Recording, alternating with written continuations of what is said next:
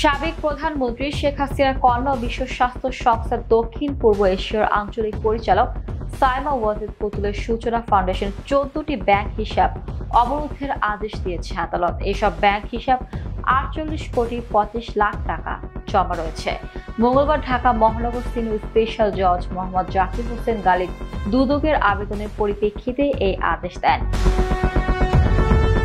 হিসাব অবরোধের আবেদনে দুদক থেকে বলা হয়, সাইমা ওয়াজেদ পুতুলের বিরুদ্ধে তার মা সাবেক প্রধানমন্ত্রী শেখ হাসিনার যোগসহযোগে বিশ্ব স্বাস্থ্য সংস্থা নিজস্ব দলিলের বিধি নীতিমালা ও নৈতিক মানে সুস্পষ্ট লঙ্ঘনের মাধ্যমে ও সরকার বিভিন্ন প্রকল্পের অর্থ আত্মসাতের মাধ্যমে শত শত কোটি টাকা অবৈধভাবে উপার্জন করে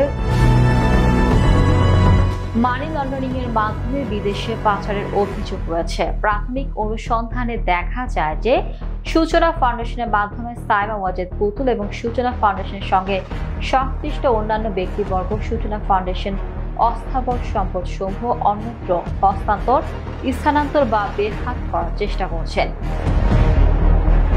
দুদক বলছে, অনুসন্ধান নিষ্পত্তির সম্পদ হস্তান্তর, স্থানান্তর বা বেহাত হলে পরবর্তীতে ওই টাকা উদ্ধার করা দুরূহ হয়ে পড়বে। অনুসন্ধানকালে এই পর্যন্ত প্রাপ্ত তথ্য মোতাবেক পুতুলের স্বার্থ সংশ্লিষ্ট অস্থাবর সম্পদের তথ্য পাওয়া গেছে, যা মানি লন্ডারিং প্রতিরোধ আইনের বিধান মতে অবরোধ করা একান্ত আবশ্যক।